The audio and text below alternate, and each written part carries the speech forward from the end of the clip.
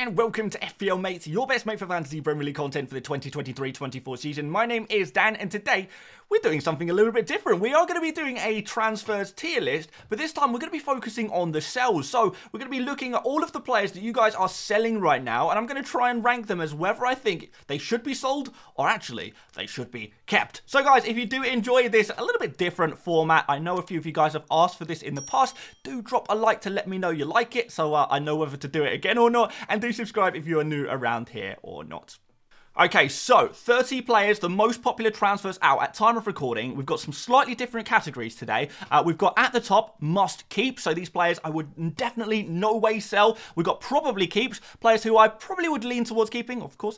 Some optionals whereby, yeah, I understand why you would want to sell them if there was some better options elsewhere. Then maybe you could actually move on this player. Probably sells players that I think, yeah, it's probably a good idea to sell them. And must sells players that are 100% priority transfers out in your team right now. Hopefully there's going to be a few players in this list that you guys have in your teams, and this might help you whether you should sell them or not, or maybe prioritize selling somewhere else instead. So let's get started with the 30th most popular transfer outs of the game week, and that is going to be Leno, who, I don't know, would I really sell him? Probably not. I'm going to throw him straight in the optional category. Like, the only reason I would consider selling Leno is A, if I was on a wild card, or B, if I really needed to free up some cash. Now, obviously, Leno has some horrible fixtures, so that's not good. But is it a priority to remove a goalkeeper who makes a fair amount of saves, to be fair? I feel like Fulham's defense is improving.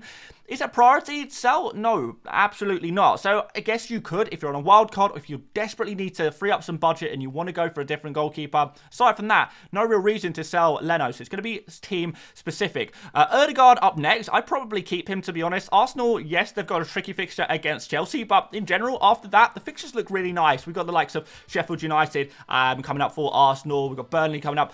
There's some nice fixtures, really is, for Arsenal, and I feel like having an Arsenal attacker could be pretty nice. Now, in an ideal world, would I have Ødegaard as my Arsenal attacker? Probably not. I prefer Saka, I prefer Martinelli, but Ødegaard is not exactly the worst pick in the world. So if I had him already, I would probably lean towards keeping him. Ferguson, probably a sell. Can you guys remember when I had this guy in my team? Yeah, that was a mistake, wasn't it? And we've got Man City up next. That's even if Ferguson manages to play more than 45 minutes, which is rare. It's against Man City anyway, so yeah, it's just a player that it's a good idea to sell him. I think in general, he's not part of the main plans for Brighton. Clearly, De Zerbi doesn't like him that much, and Ferguson's form is not really there at the moment either. So yeah, probably going to be a sell for me. Next up, Sterling, who is also probably going to be a sell for me as well. I know that's going to be pretty controversial because he's just scored so many FPL points. But remember what happened last time, guys?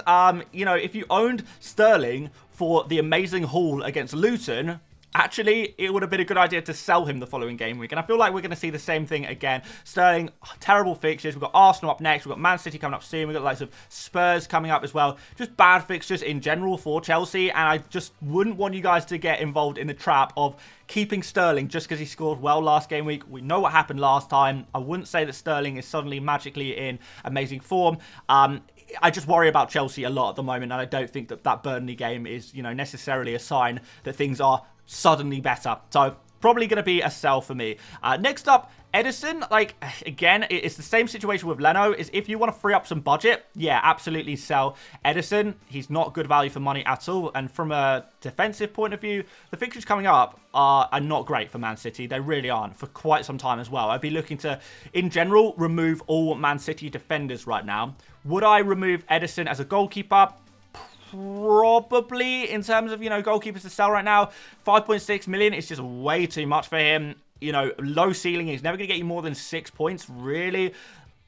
And bad fixtures, yeah, just not feeling Edison right now. I would be possibly looking to sell him. If you're on a wild card, he'd be one of the first players I would remove. But I don't think he's a super high priority sell, but he's a player you probably want to get rid of.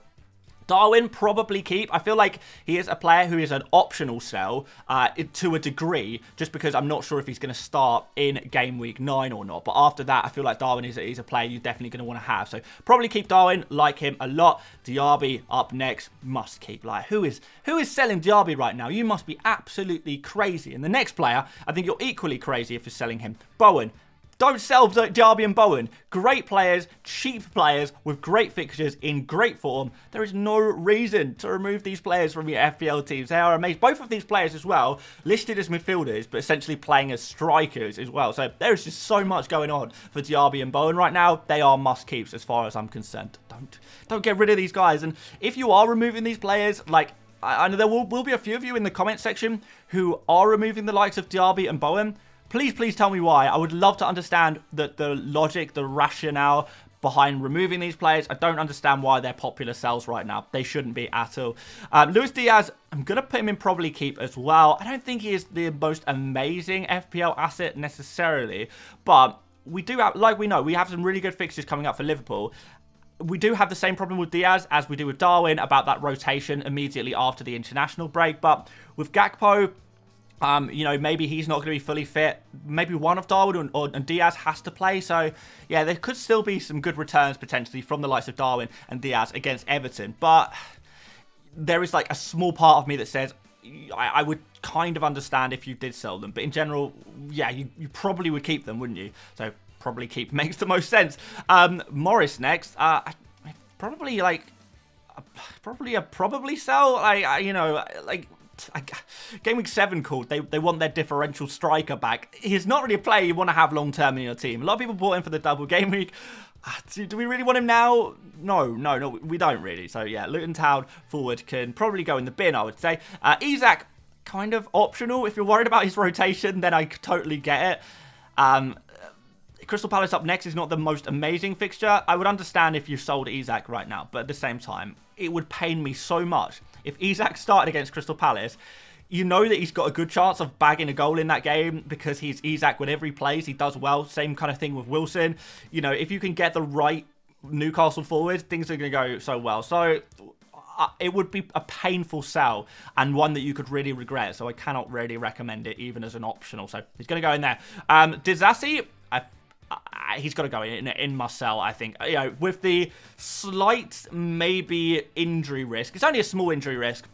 But with that, combined with the fact that he's 5.1 million, pretty expensive, and Chelsea have the most horrific fixtures coming up, there's just no reason to have him in your team right now. He would be, for me, if I had him in my FPL team right now, he would be a priority sell. Like one of the first players I'd be looking to remove for another defender. And if you guys want to get some ideas of the kind of defenders you might want to bring in, make sure you do check out the buys tier list that I uploaded yesterday. We did do a buys tier list. That was yesterday. Yeah, go check that out. And we got some good recommendations for some kind of defenders you might want to replace him with.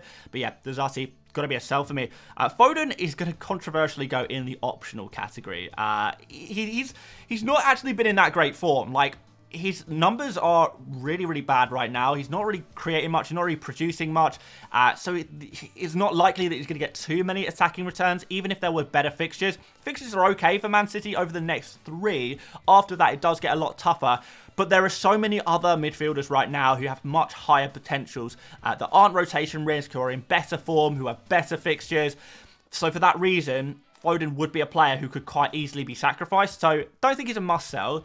If you have him in your team, I would be okay with keeping him. I think it's an option to keep him. But there are definitely better options out there right now. So that's why he goes in optional. Ward-Prowse. Form seems to have dropped off a little bit right now. I don't think he has been playing as badly as his FPL points might suggest. So, yeah, I feel like you probably keep him as well. He's nice, cheap price, nice, good value for money in him on those free kicks, which is always good, on those other set pieces, getting in some dangerous areas as well, creating an insane amount for his teammates. I think it's a player you probably do keep. Not going to be quite as big hitting as the likes of those Liverpool midfielders, on Darwin or Diaby and Bowen. Those are going to be the big hitting players that really get you those big FPL points. And that's the only reason Ward-Prowse goes slightly lower than those players, because he's not got the same big bang insane potential as those other guys. Now I understand if you would want to sell him, but I would probably lean towards keeping him, much like my next player, who is Heung-min Son. I would keep him as well. Like, again, why are people selling Son? I don't get it. Explain it to me. Why are people selling Son right now? Because he blanked one game week? I don't know, guys. Like, in general, a lot of these games recently, Son has been doing really well. Fulham is up next. I think this is a fixture where Son could produce in.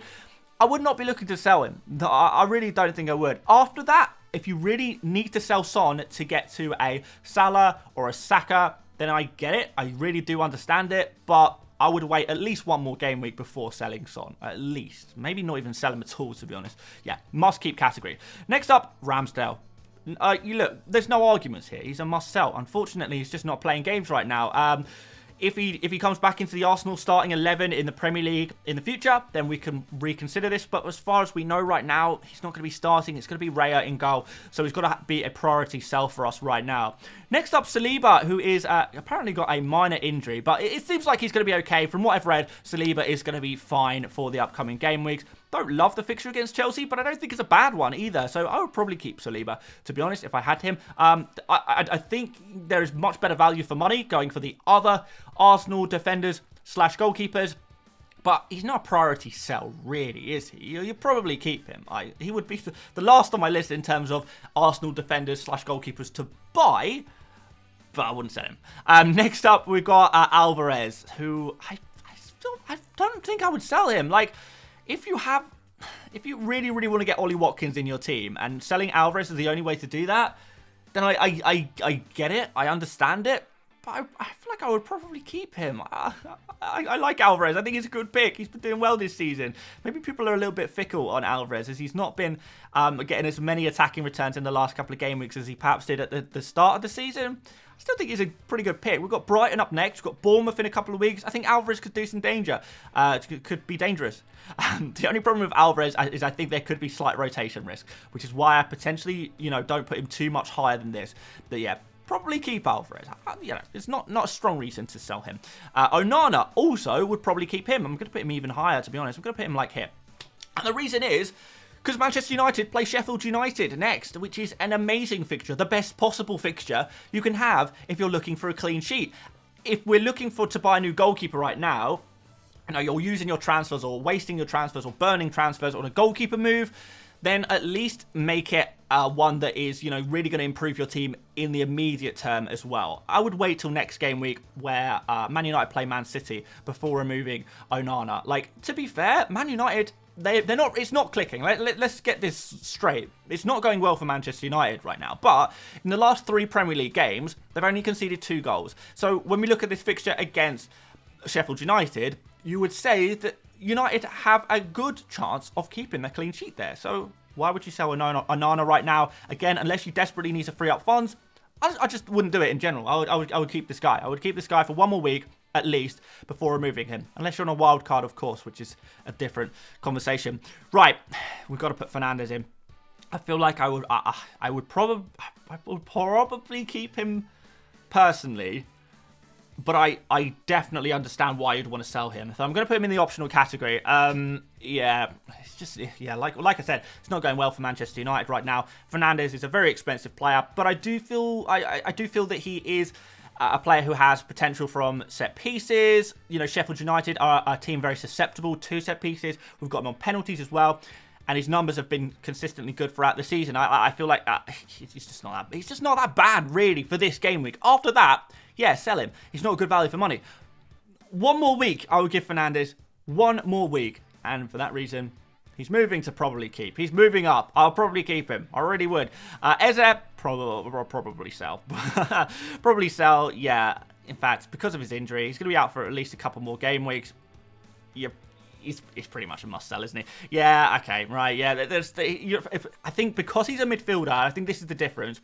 Because he's a midfielder, he is much harder to bench, particularly at 6.1 million. There are a lot of good options in midfield right now. Sell Eze. Yeah, he's going in there. I'm sorry. Another player that I think is a must-sell is Chilwell. Bad fixtures, injury that could be several more weeks. Yeah, it's too expensive to hold on to Chilwell right now. Free up that budget. Move him to another defender. Very, very easy to do right now. Well, probably one of the biggest priority sells of FPL right now. And honestly, how do so many of you guys still have Chilwell in your team? I'd love to hear it.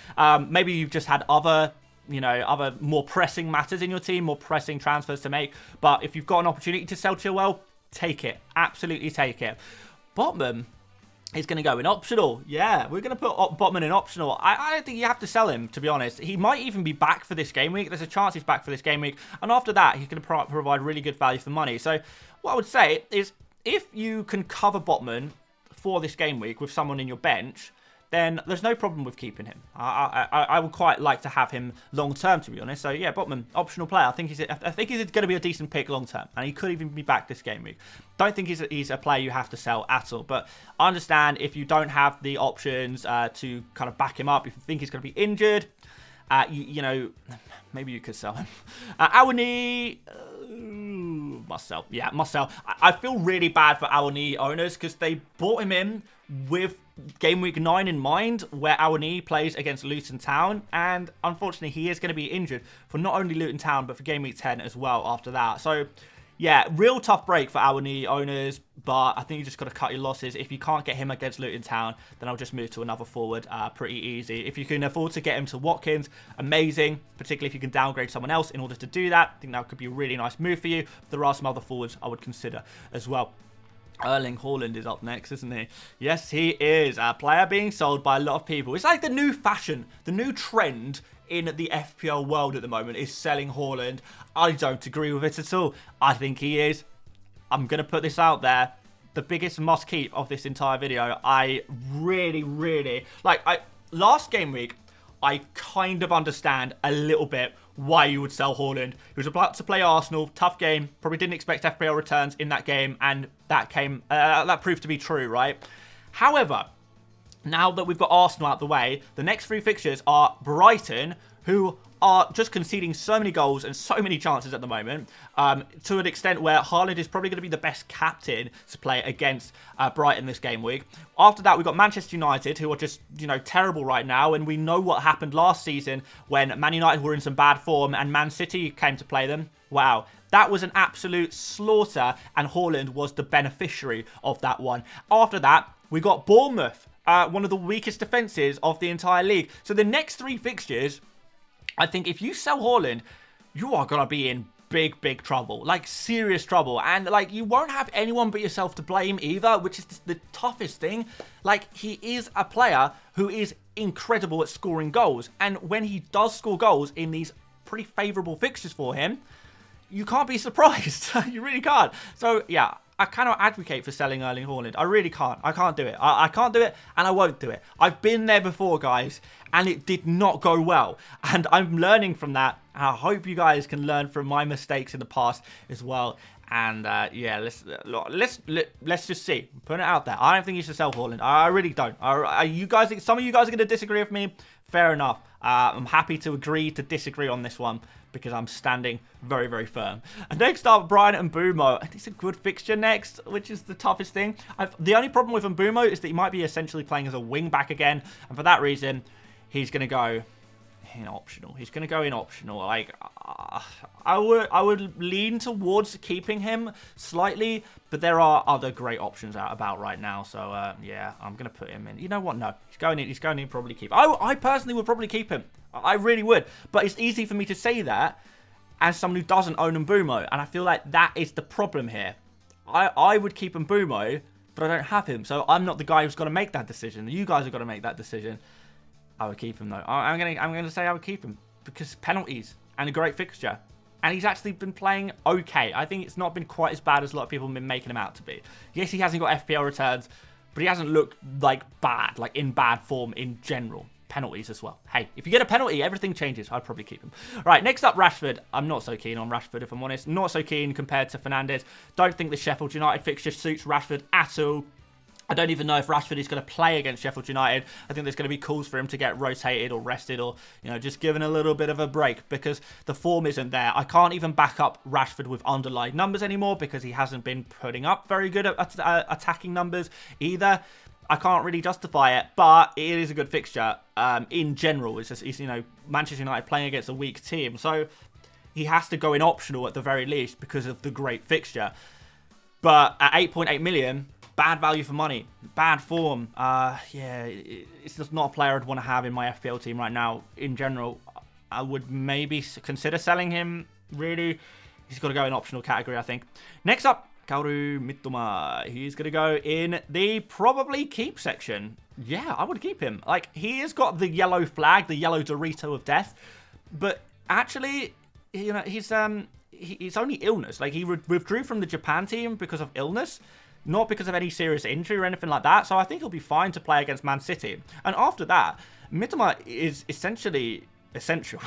Like, his fixtures after that are so good. Like, they really are insanely good. So I would have Mitoma in my team. I'd probably be looking to buy him next game week. So it seems a bit silly to sell him. I know he's got a bad fixture against Manchester City, but after that, you're going to really, really want to have him in your team. So I would not sell Mitoma personally. I wouldn't. I'll probably keep him. So that's where he goes. We're putting too many players in probably keep. We're filling up this category, and we've got to put Saka in next. Saka is a really, really tough one because we don't know about his injury. So until we find out if he's going to be available or not, I'm going to put him in optional. I know I'm fence sitting a little bit here on this one. To be fair, I've not fence sat on too many players this game week, so I'm going to in this tier list. So I'm going to give myself the benefit of the doubt because we haven't put too many players in optional. But Saka is going to go in there until we find out what his injury status is. We've got a tough fixture against Chelsea up next. We might see Saka rested, even if he is okay. We might see him on the bench or something like that, just so he's not being overloaded, overworked too much. The injury is just a problem for Saka right now, and yeah, I feel like he needs to be managed a little bit. He really does. After that, we probably wanted to get Saka back in, or at least get some kind of Arsenal attacker back in, right? So, for now, optional. If he turns out to be absolutely fine and fit, and Arteta says, yeah, he's fine now, he's fine now, then he probably becomes a probably keep, the least, maybe even a must keep. But we don't know, do we? And until we know, he's got to go in optional. Fence sitting on that one, bad boys. Wait until the deadline, wait until press conferences, wait until more information for Saka. That's all I could advise on that one. Estupiñán is going to be out for a couple more game weeks, though, so I would probably sell him, to be honest. Yeah, put him in the probably sell category. The only thing with Estupiñán is that after he's available again, I probably want him back in my team again. And I think that's the one thing that wouldn't make me say he's a must sell, is the fact that when he's back, when he's fit and available, when he's starting games in these amazing fixtures, we know what his attacking abilities are like. We probably want him back. So now sell. He's going to be out for 2 game weeks minimum. After that, if he's back, then we might think about bringing him back in. But for now, for 5.1 million, it probably drops in value to 5 million. Maybe it even goes down to 4.9 million. That might be quite nice to pick him back up at that price, to be honest. So there we have it, guys. That is all of the players, all of the most popular players being sold around the FPL world right now.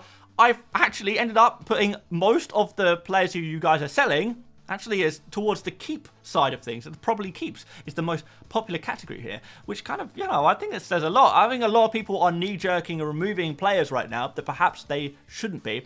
Or a lot of people are on wild cards and are just removing players who aren't perfect. And that's completely understandable. If you're wild carding, you do want to have that perfect team. So if you're on a wild card and you're removing some of these players in probably keep, optional, yeah, I totally get it. I totally understand why you would do that. But in terms of your basic transfers, just your normal transfers, if you don't have free transfers to waste or burn, I would save those transfers rather than selling the players in the 2 top categories here. Haaland, Diaby, Bow and Son, there is no way I would ever sell those players unless I'm on a wild card, maybe. Probably keeps. These are players, all of these players I would be looking to keep again unless you're on a wild card. Everyone below that, I think they're okay to sell. And hopefully, guys, I'd be interested to hear from you guys. How many players from those bottom 3 categories do you actually have in your team right now? Is there anyone out there with 0 players in those bottom 3 categories? Because if you do have that situation, you don't have any of those players who are possible sells, then you're in an insanely good position. And I'd like to hear from you. So yeah, there we go. If there's any other players who I haven't included in this video that you're thinking about selling right now, let me know in the comments and I'll put them in the tier list as well in the comments section. So yeah, let me know if there's any other players who I've missed out today and let me know what you think about the rankings and the ratings. Thanks so much for watching, guys.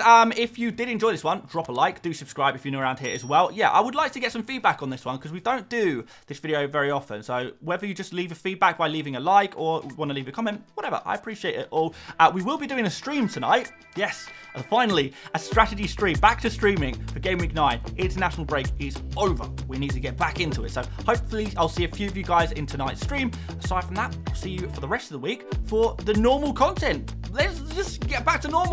FPL on the brain. Once again, thank you so much for watching, and I'll see you later, mates. Bye-bye.